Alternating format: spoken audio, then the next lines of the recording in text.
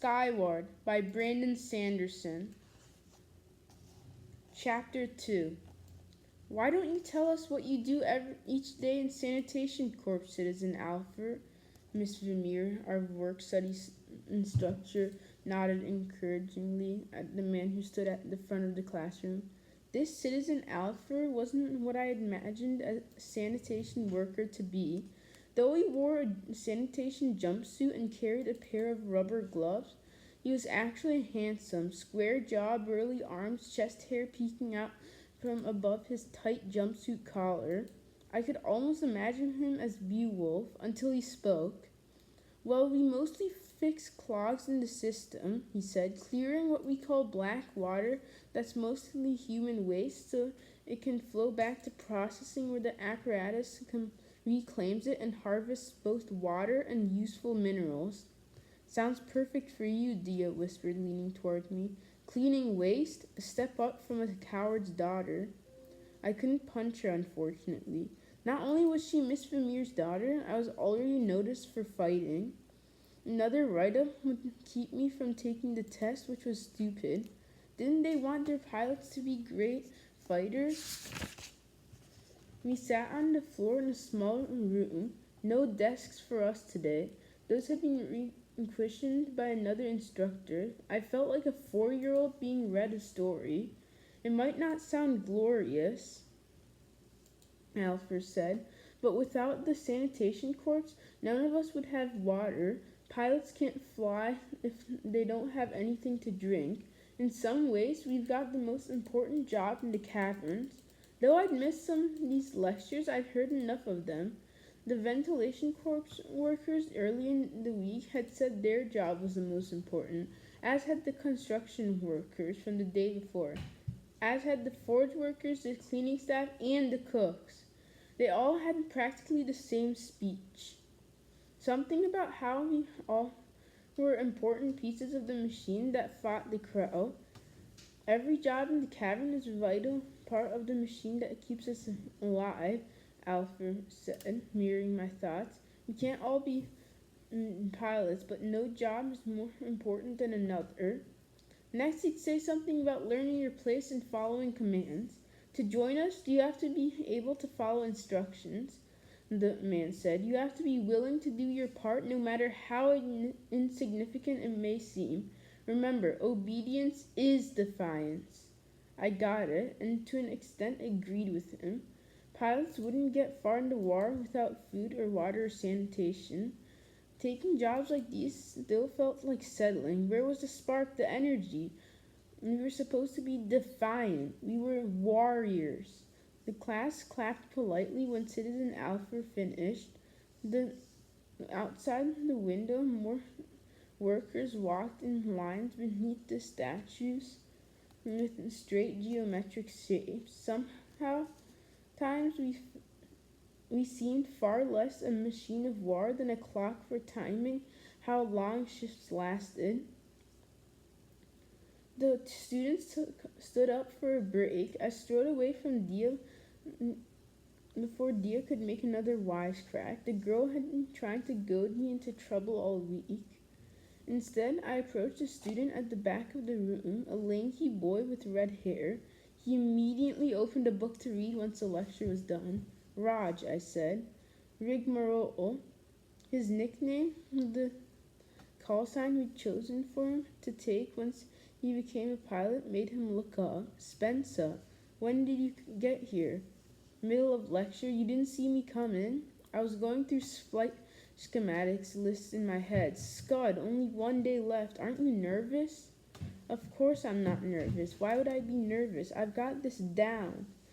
Not sure I do. Raj glanced at the back of his textbook. Are you kidding? You basically know everything, Rig. You should probably call me Raj. I mean, we haven't earned call signs yet. Not unless we pass the test, which we will totally do. But what if I haven't studied the right material? 5 basic turn maneuvers? The reverse switchback, he said immediately. All-strom loop, the twin shuffle, overwing twist, and the in-band turn. DDF G-force warning.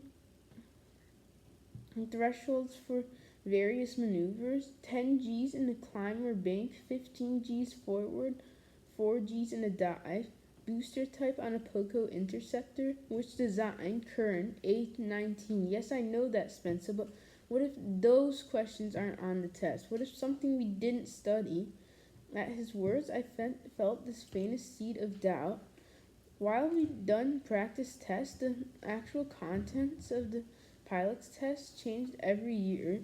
There were always questions about boosters, flight components, and maneuvers, but technically any part of our schooling could be included. I missed a lot of classes, but I knew I shouldn't worry. Beowulf wouldn't worry. Confidence was the soul of heroism.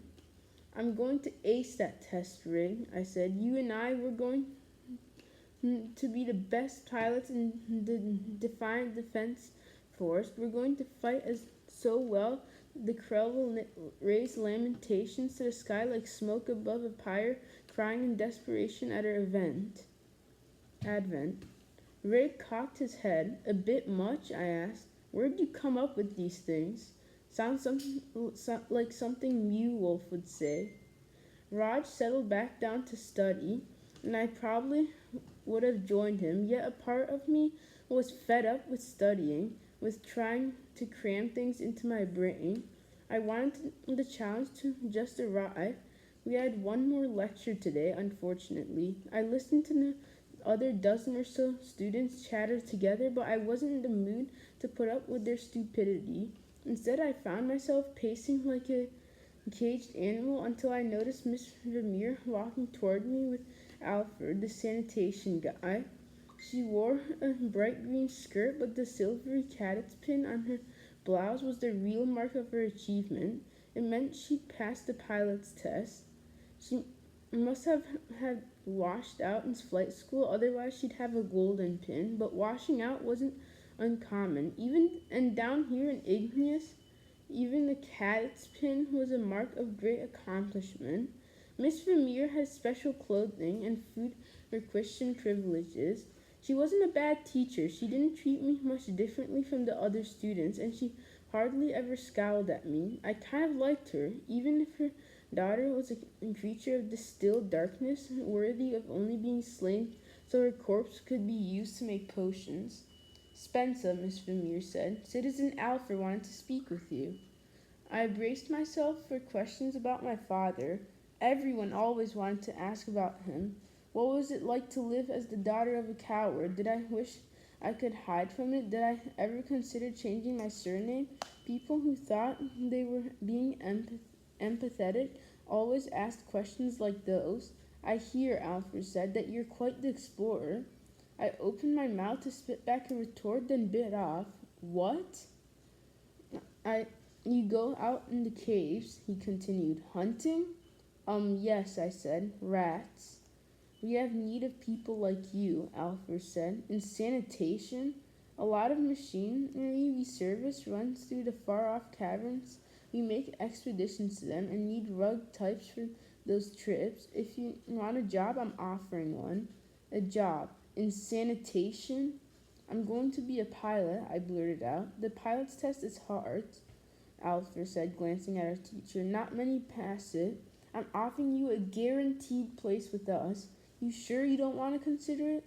No, thank you. Alfred shrugged and walked off. Miss Vermeer studied for a moment, then shook her head and went to welcome the next lecturer. I backed up against the wall, folding my arms. Miss Vermeer knew I was going to be a pilot. Why would she think I'd accept such an offer? Alfred couldn't have known about me without her saying something to him, so what was up?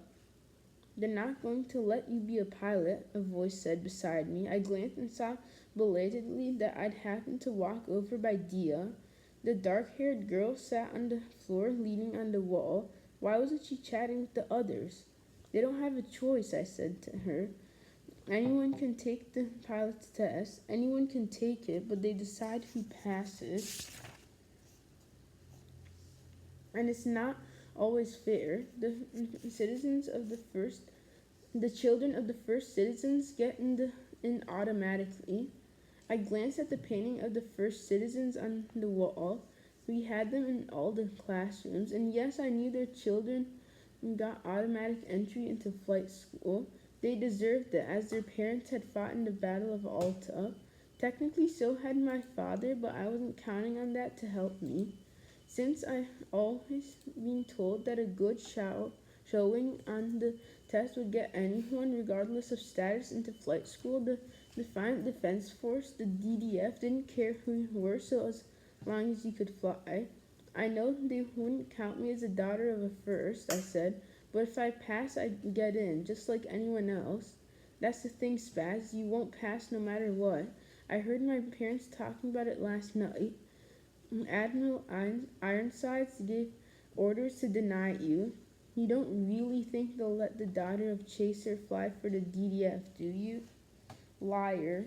I felt my face grow cold with anger. She was trying to taunt me to get me throw a fit. Dia shrugged. You'll see, it doesn't matter to me. My father already got me a job in administration corps. I hesitated. This wasn't like her usual insults. She didn't have the same vicious bite, the same sense of amused taunting. She really seemed not to care whether I believed her. I stalked across the room to where Miss Vermeer was speaking with the new lecturer, a woman from Algae Vat Corps. We need to talk, I told her. Just a moment, Spencer. I stood there, intruding on their conversation, arms folded, until finally Miss Vermeer sighed and pulled me to the side. What is it, child? She asked. Have you considered Citizen Alpher's kind offer? Did the Admiral herself order that I'm not to pass the pilot's test? Miss Vermeer narrowed her eyes and turned and glanced toward her daughter. Is it true? I asked. Spencer, Miss Vermeer said, looking back at me. You have to understand, this is a very delicate issue. Your father's reputation is it true? Miss Vermeer drew her lips to a line and didn't answer. Is it all lies then? I asked. The talk of equality and of only skill mattering, or finding your right place and serving there? It's complicated, Miss Vermeer said. She lowered her voice. Look, why don't you skip the test tomorrow and save everyone the embarrassment? Come to me and we'll talk about what might work for you. If not sanitation, perhaps ground troops? So I can stand all day on guard duty, I said, my voice growing louder. I need to fly. I need to prove myself. Miss Vermeer sighed and shook her head. I'm sorry, Spencer, but this was never going to be. I wished one of your teachers had been brave enough to disabuse you of the notion when you were younger. In that moment, everything came crashing down around me. A daydreamed future, a carefully imagined escape from my life of ridicule, lies that had a part of me had suspected. Of course they weren't going to let me pass the test. Of course I was too much of an embarrassment to let fly. I wanted to rage. I wanted to hit someone, break something, scream until my lungs bled. Instead, I strode from the room, away from the laughing eyes of the other students.